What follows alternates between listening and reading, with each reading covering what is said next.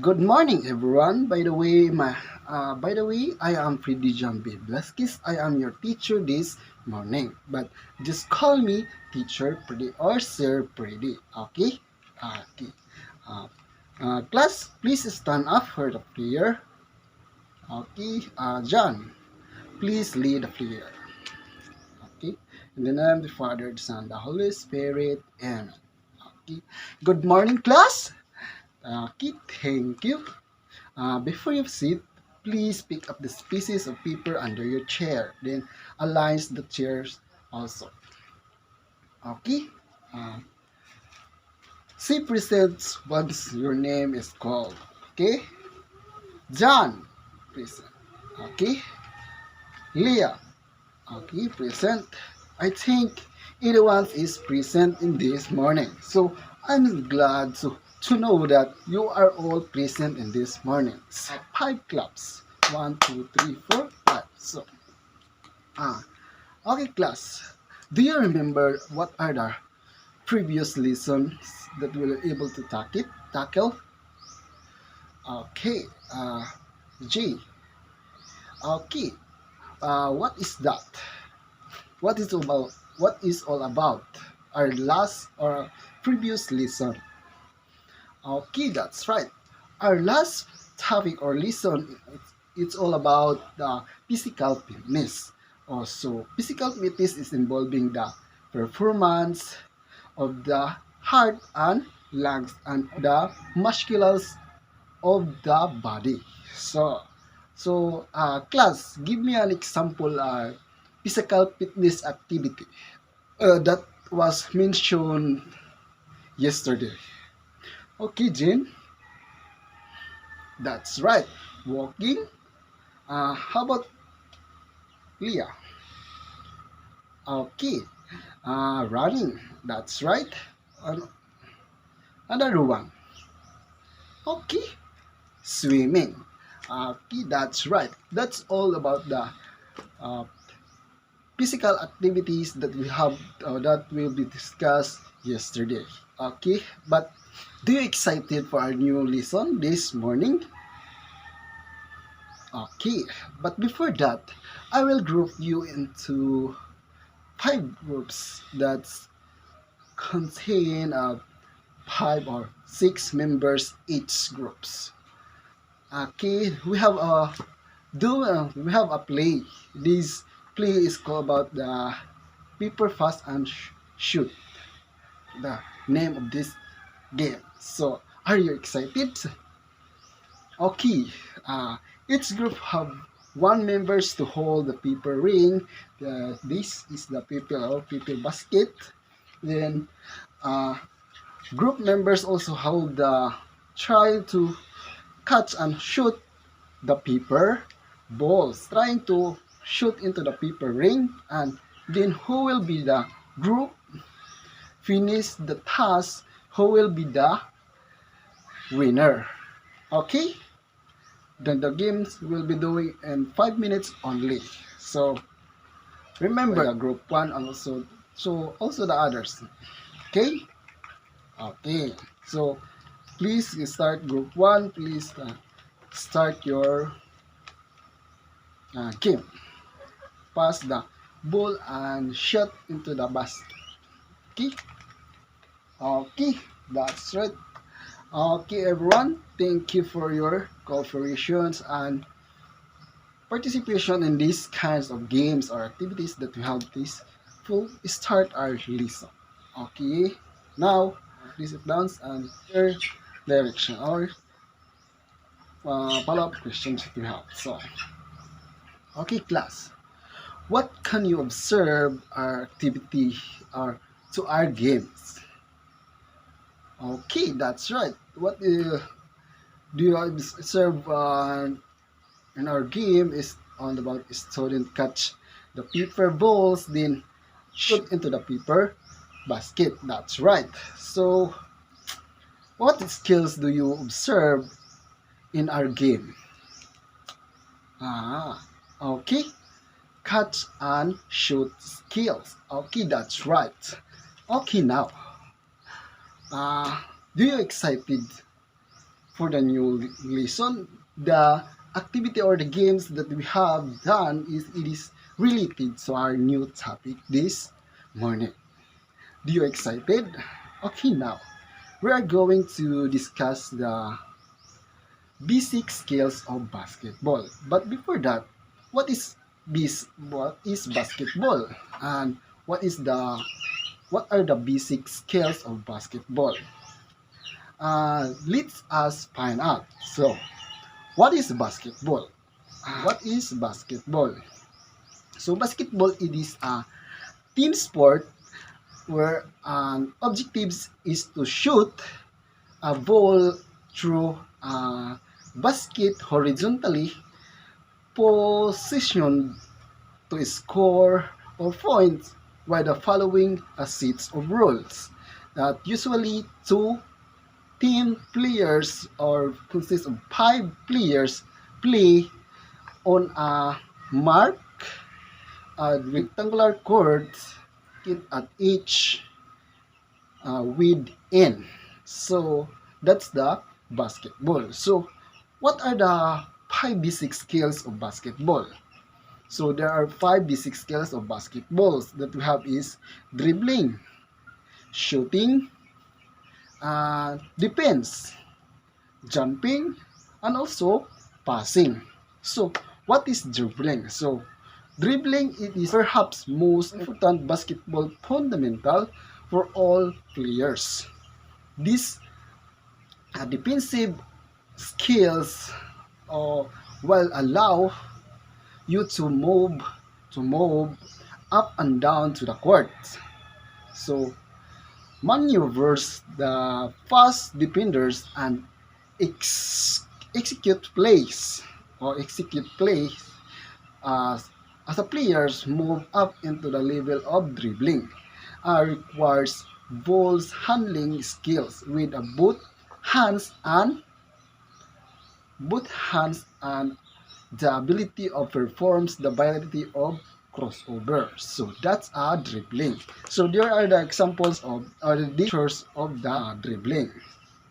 So number 2 is shooting. So what is shooting? So shooting is among the 5 fundamental basketball skills, and it is the primary attributes that includes earning points, which in the game's major goals. Basketballs may takes the most special techniques, and any of the 5 fundamental skills, and also is the most training to become proficient at it. The farther away from the hopes, the more talent is required. And shooting, in the shooting process, that's why only the finest shooters are capable of a long range shooting. So this is the pictures of shooting. That's the number 2. So we go to the number 3. Number 3 is jumping. So jumping ability is the use many moves in basketball, from the rebounding, defending, jump shoot, blocking, or tails interceptions, and offensive games. So the vertical jump is the primary and essential skills in the jumping ability of basketball players. So jumping it is important because we know how to get the ball in the air, or we know how to jump, or we need to rebound. It is important to defense or to offensive in your team. This jumping it is important ability to a particular player. So that's there is the example of there the features of jumping or rebounding.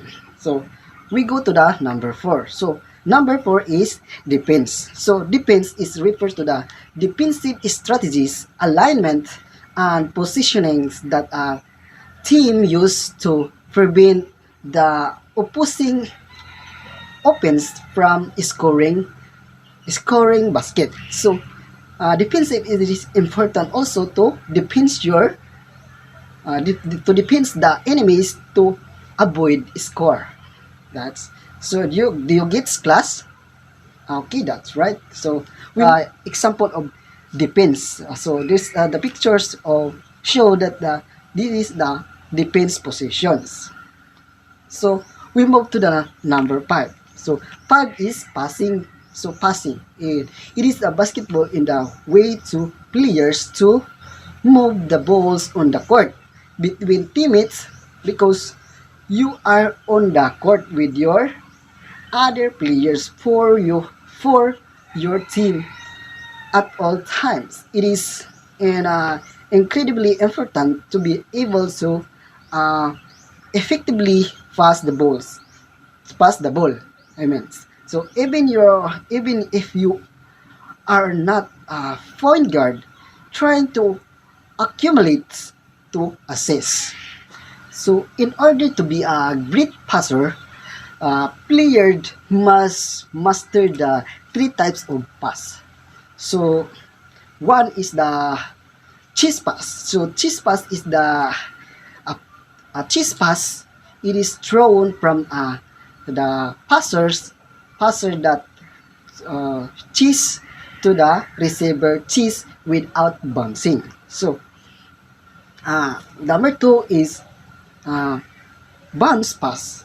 A bounce pass it is also thrown from the passer's cheese to the receiver cheese, but it is bounced in between the two players. So three is overhead pass. The overhead pass in thrown from the above the head. So above the head, then from the greater distance than a typical cheese cheese or bun pass should be made. So overhead pass you can use in above the head to pass with your teammates. Class, do you understand the discussions ito about basketballs and the five basic skills of basketballs? Okay, that's right. That's great. But I will. Do you have any questions or queries about the basketballs or the five basic skills of basketballs? None. Okay, but I have a questions for you. So, what is basketballs again, class? Anyone?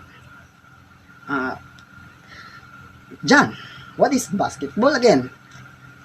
That's right. So basketball is the team sports wherein the objective is to shoot and the balls through a basket horizontally positions to score points will the following a set of rules. That's right. How about what are the five basic skills of basketballs? Again, class, what are the basic skills of basketballs? Gisa.